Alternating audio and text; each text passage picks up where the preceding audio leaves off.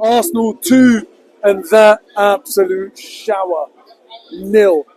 And listen, man, I love beating that team. I despise that team.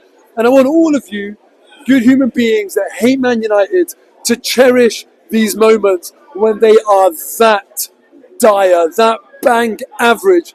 Because football, it goes in cycles. They will come again.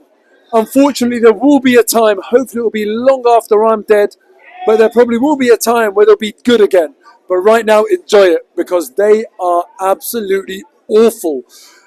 That team that arrived today with all their fans from London, they looked like just a bunch of lads that are just told, that's it, you got a game here, just go and play.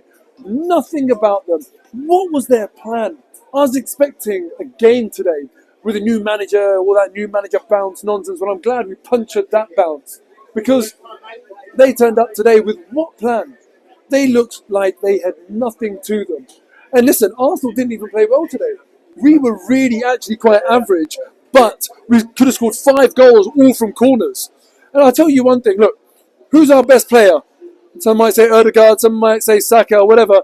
Our third best player is corner kick. Honestly, he basically laid on 5 assists for us today. Could have been 5 assists. And United had no idea how to deal with it. They were awful.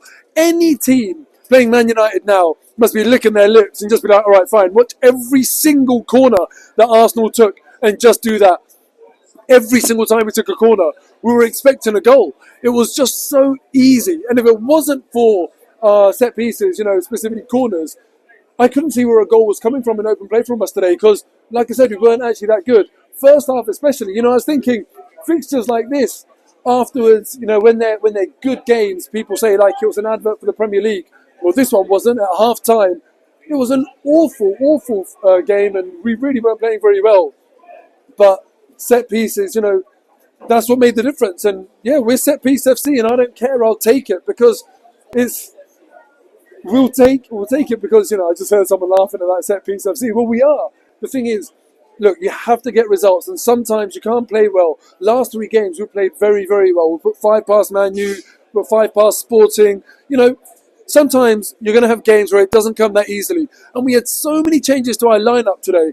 I thought, when I saw the lineup, when I saw our defence, Kivior and Zinchenko, for God's sake, I thought Man United are definitely scoring. And how wrong was I? I thought they were going to score. They did not look dangerous at all.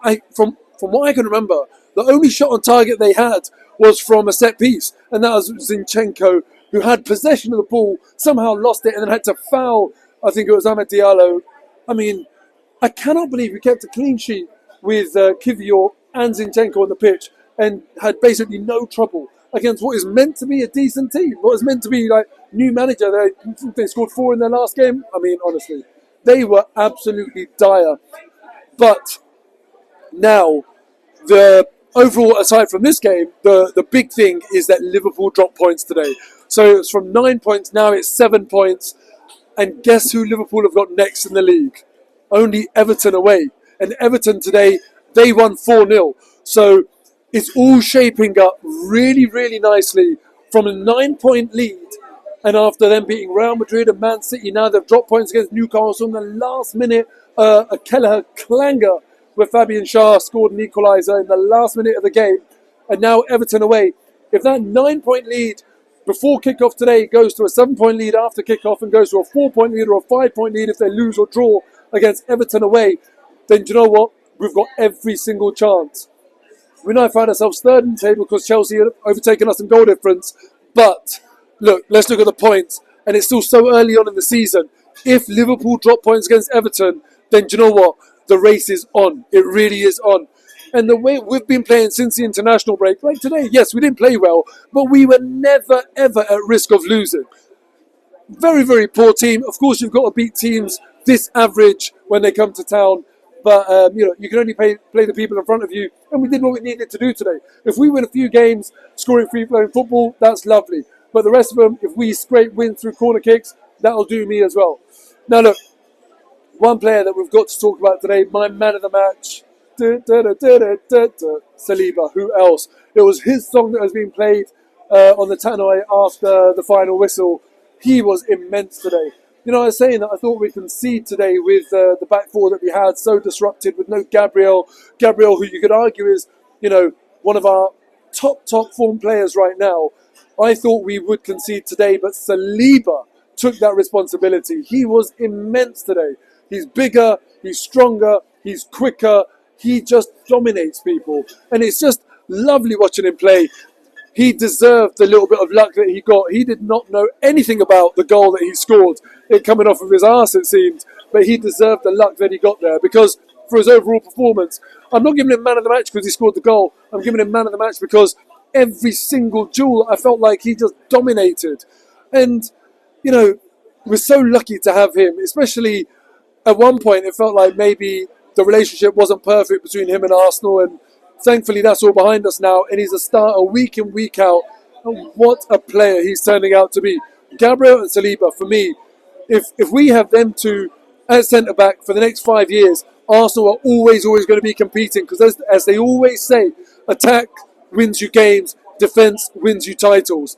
And with all of that change in our defence today, Saliba pulls out a monstrous performance like that and guides us to victory. He was absolutely brilliant.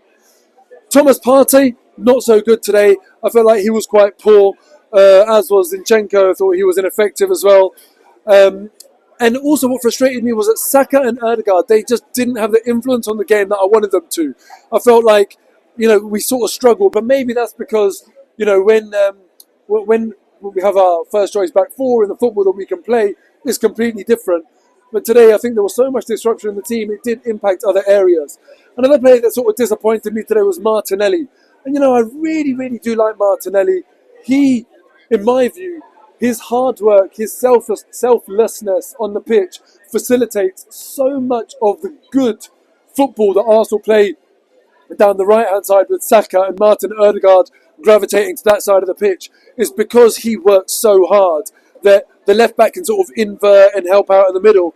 If Martinelli didn't do that, we wouldn't be able to play in the way that we do. So he does have a really, really important role in the team. But I think you have to scratch the surface a little bit and look a bit harder with a bit more of a trained football eye in terms of how he impacts the team so positively. But saying all of that, when he has the opportunity to take a man on, when he has the opportunity to be explosive in his play, he has to take it. He has to be able to test the keeper, find finishes, and he's not doing that. He's really, really, not just this season, but even last season, I feel like he's fallen short. He needs to get a bit more explosiveness in his play. He used to be in his locker. I don't know what's happening right now. But you know what? When Trossard came on, I thought he was really, really good. And that's a constant battle for me. And I think you can make a case for both people. I think Trossard on an individual level is more effective, but Martinelli as a cog in the overall system is probably better. I don't know. Who would you play against Fulham on the weekend away from home? Martinelli or Trossard? For me, it's always a toss-up. Anyway, I'm out. Love beating this team. Absolutely hate Man United.